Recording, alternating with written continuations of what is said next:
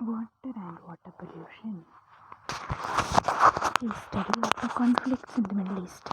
In the near future, water short countries in the Middle East are likely to engage in conflicts over access to water sources or resources. Most water in this dry region comes from three shared river basins, the Nile, Jordan, and Tigris Euphrates.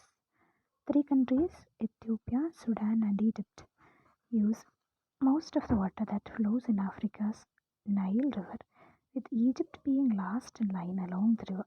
To meet the water needs of this rapidly growing population, Ethiopia plans to divert more water from the Nile.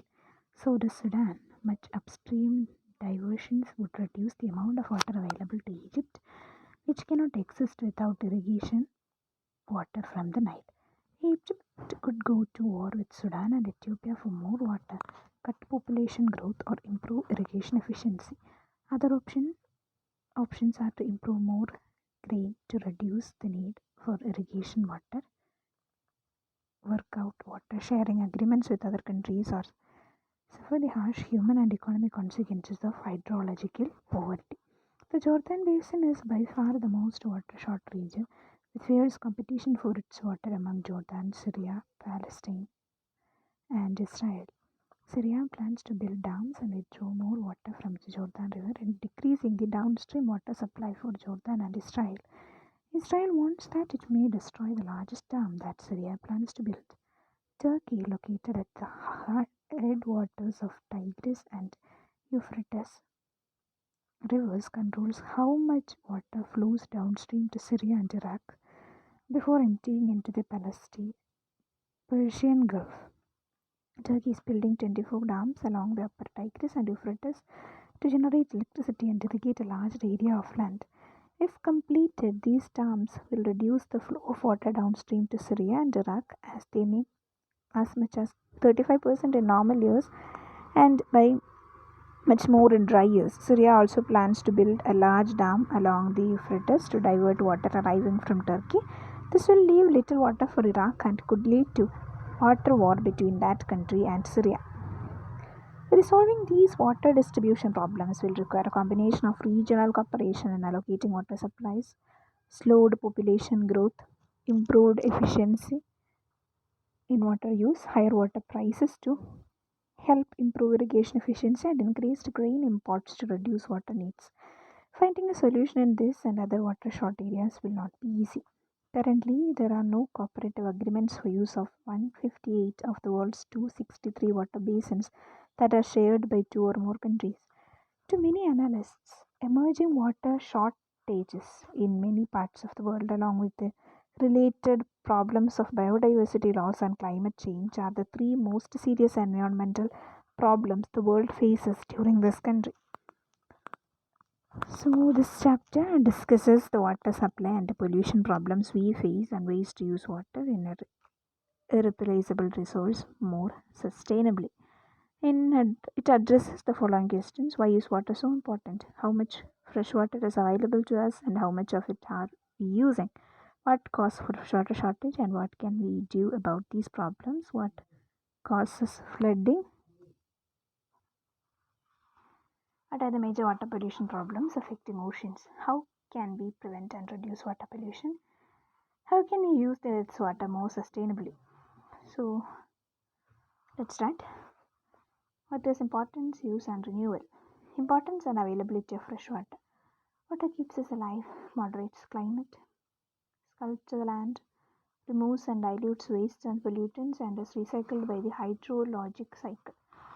We live on the water planet with a precious film of water, most of it salt water, covering about 71% of the Earth's surface. All organisms are made up of mostly water. Look in the mirror. What you see is about 60% water, most of it inside your cells.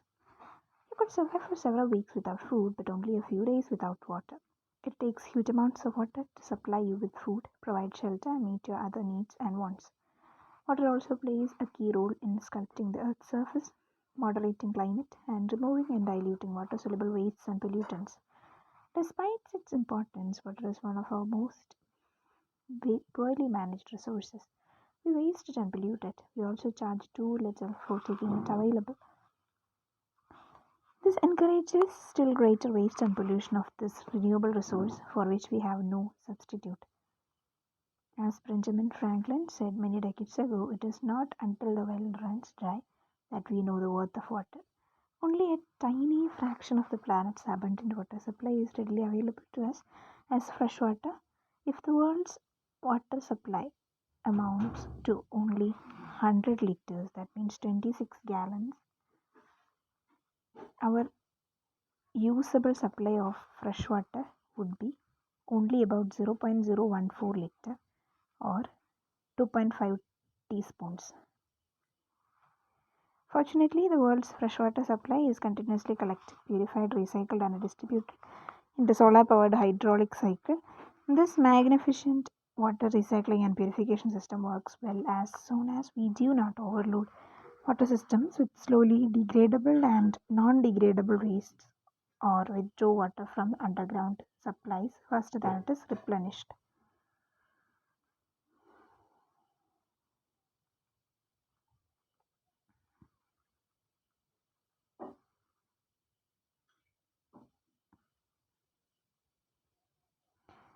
In parts of the world, we are doing both of these things.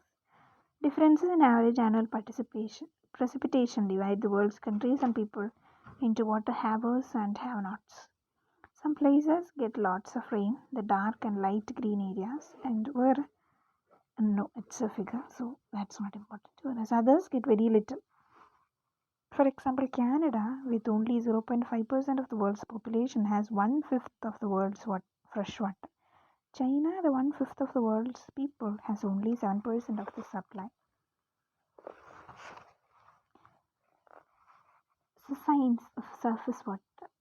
Water that does not evaporate into the air or sink into the ground runs off the land into bodies of water. One of our most precious resources is fresh water that flows across the earth's land surface and into rivers, streams, lakes, wetlands, and estuaries. The precipitation that does not return to the atmosphere by evaporation or infiltration infiltrate to the ground is called the surface runoff. The precipitation that does not return to the atmosphere by evaporation or infiltrate the ground is called surface runoff. The region from which surface water drains into a river, lake, wetland, or other body of water is called its watershed or drainage basin. Two terms we just learned, very basic terms, but still, if someone is unfamiliar with them, let's read that once again. The precipitation that does not return to the atmosphere by evaporation or infiltrate the ground is called surface runoff. The region from which surface water drains into a river, lake, wetland, or other body of water is called its watershed or drainage basin. Two-thirds of the world's annual runoff is lost by seasonal floods and it is not available for human use. The remaining one-third is called reliable runoff, the amount of runoff that we can generally count on as a stable source of fresh water from year to year.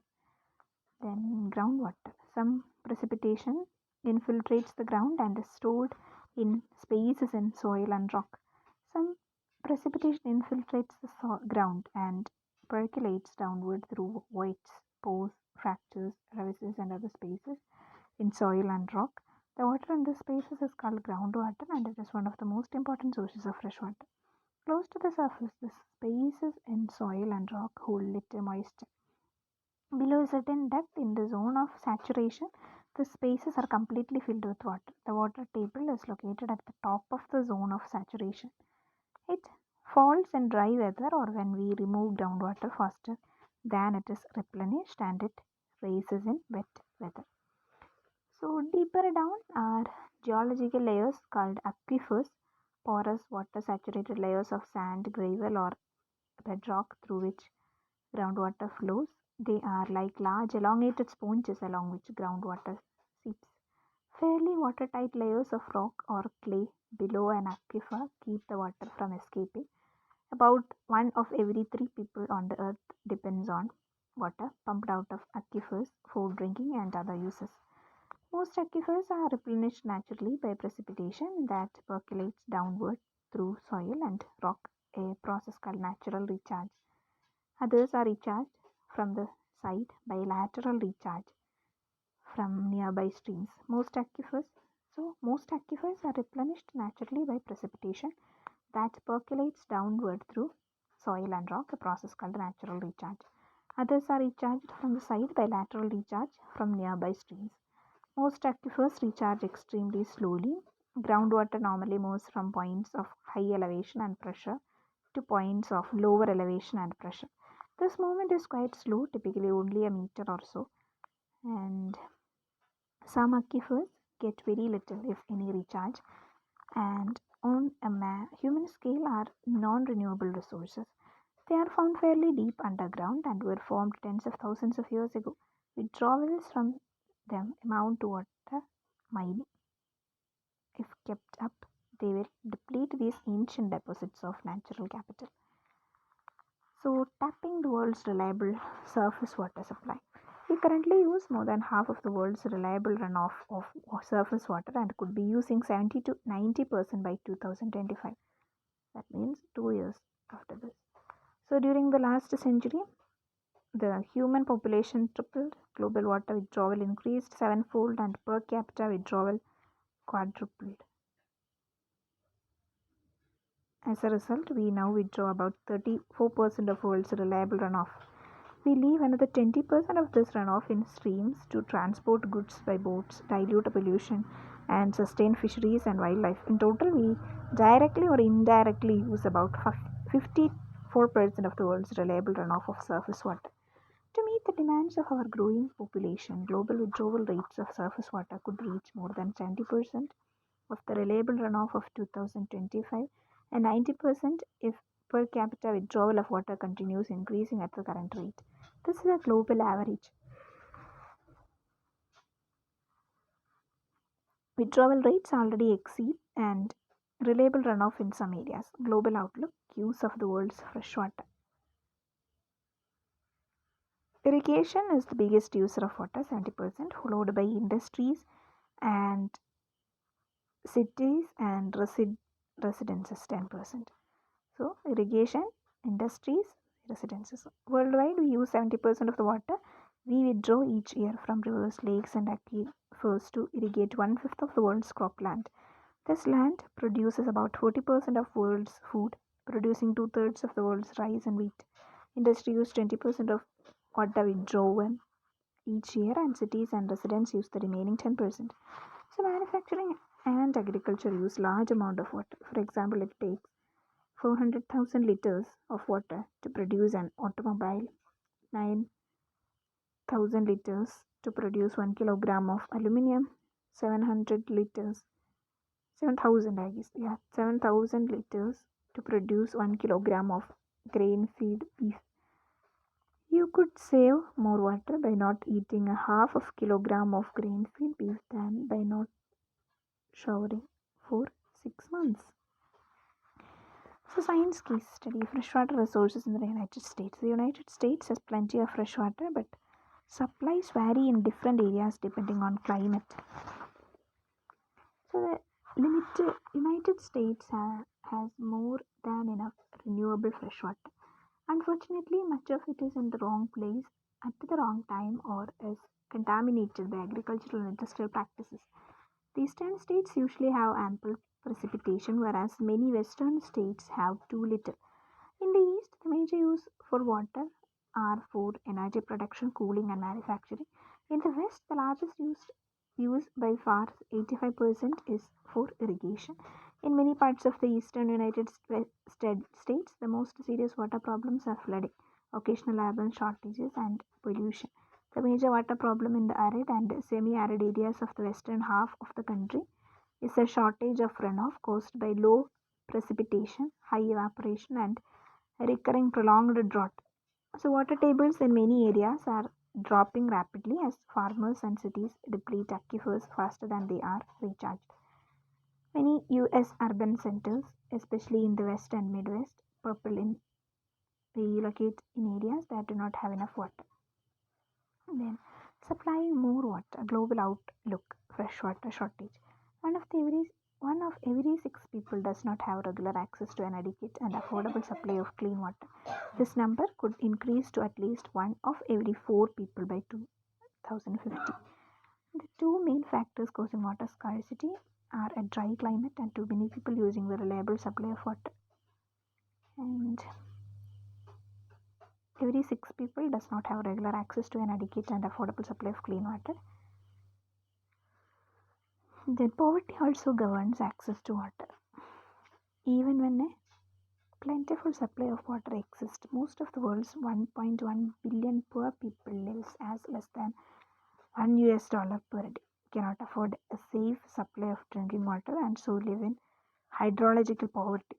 Most are cut off from municipal water supplies and must collect water from unsafe sources or buy water, often taken from polluted rivers, from private vendors at high prices. In water-short rural areas in developing countries, many women and children must walk long distances each day carrying heavy jars or cans to get a contaminated supply of water sometimes. So, politics and ethics case study. Who should own and manage freshwater resources? Controversy exists regarding whether water supplies should be owned and managed by governments or by private corporates. Most people believe that everyone should have access to clean water, but who will pay for making this water available to everyone? Most water resources are owned by governments and managed as publicly owned resources for their citizens. As increasing number of governments are retaining ownership of these public resources but are hiring private companies to manage them. So, in addition, these large European companies have a long range strategies to buy up as much of the world's water supplies as possible, especially in Europe and North America. Currently, 85% of Americans get their water from publicly owned utilities. This may soon change. Within 10 years, of 3 European based water companies aim to control 70% of the water supply in the United States by buying up America's water companies and entering into agreements with most cities to manage their water supplies. Some argue that private companies have the money and expertise to manage these resources better and more efficiently than government bureaucracies. Experience with this public private partnership approach has yielded mixed results. Some water management companies have improved efficiency, done a good job, and in a few cases lowered rates. In the late 1980s, Prime Minister Margaret Thatcher placed England's water management in private hands. The result: financial mismanagement, skyrocketing water rates, deteriorating water quality, and company executives who gave themselves generous financial compensation packages. In the late 1990s, Prime Minister Tony Blair brought the system under control by imposing much stricter government oversight. The message: governments hiring private companies to manage water resources must set standard and maintain strict oversight of such contracts. Some government officials want to go even further and sell public water resources to private companies. Many people oppose full privatization of water resources because they believe that water is a public resource too important to be left solely in private hands. Also, once a city's water system have been taken over by a foreign-based corporation, efforts to return the system to public control can lead to severe economic penalties under the rules of World Trade Organization. In the Bolivian town of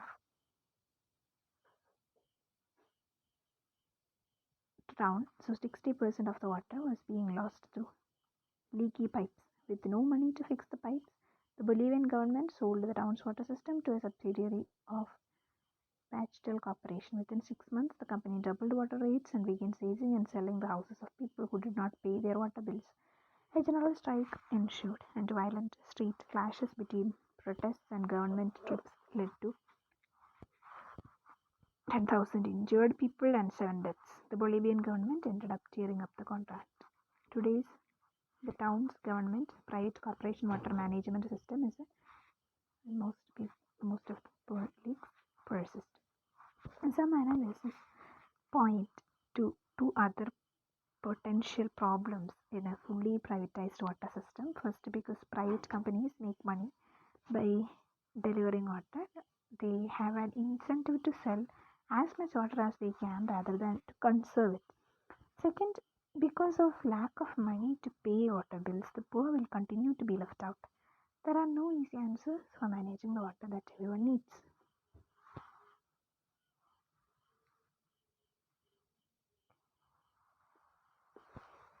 Then increasing freshwater supply.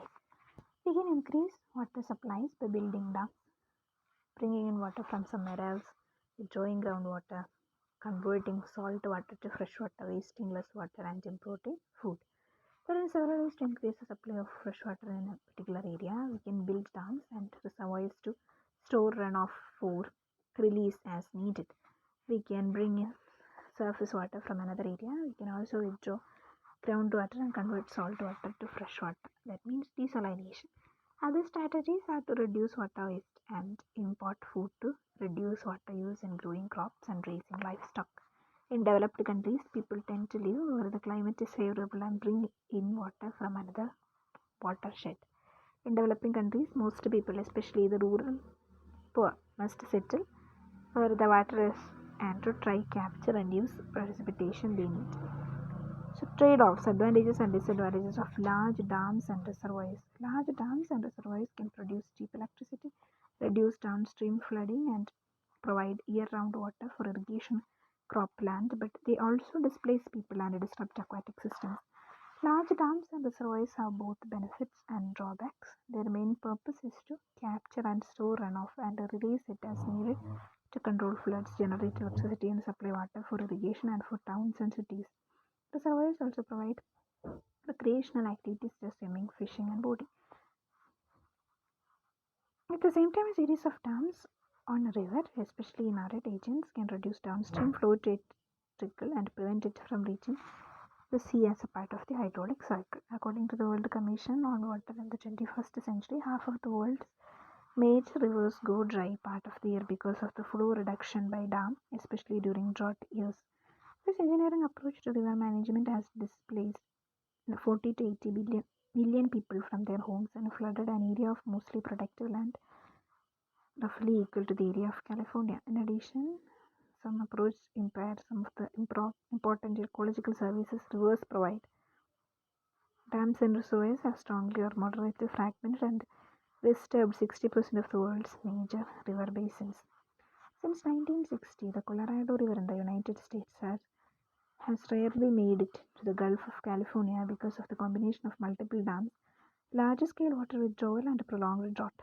Its dwindling water supply threatens the survival of species that spawn in the river, destroys estuaries, and serve as breeding grounds for numerous aquatic species, and increases saltwater contamination of aquifers near the coast. Then, trade offs, advantages, and disadvantages of water transfer. The California experience. The massive transfer of water from water rich Northern California to water poor Southern California has brought many benefits but remains controversial. Tunnels, aqueducts, and underground pipes can transfer stream runoff collected by dams and reservoirs from water rich areas to water poor areas. They also create environmental problems. Indeed, most of the world's dam projects and large scale water transfers illustrate an important ecological principle. You cannot do just one thing. A number of unintended environmental consequences almost always occur. Ecological services of rivers deliver nutrients to sea to help sustain coastal fisheries, deposit slit that maintains deltas, then purify water, renew and replenish or re-nourish wetlands, provide habitats for wildlife. Then one of the world's largest water transfer projects of the California Water Project. It uses a maze of giant dams, pumps, and aqueducts, cement-lined artificial rivers to transport water from water-rich Northern California to Southern California. Heavily populated, arid, and semi-arid agricultural regions and cities. In effect, this project supplies massive amounts of water to areas that without such water would be mostly desert. For decades, Northern and Southern Californians have fretted over how the state's water should be allocated under this project. So, Southern Californians want more water from the north to grow more crops and to support Los Angeles, San Diego, and other growing urban areas. Agriculture consumes one-fourth of the water withdrawn in California. Much of it uses inefficiently for water, crops growing in desert-like conditions. So northern Californians counted that sending more water south would degrade the river,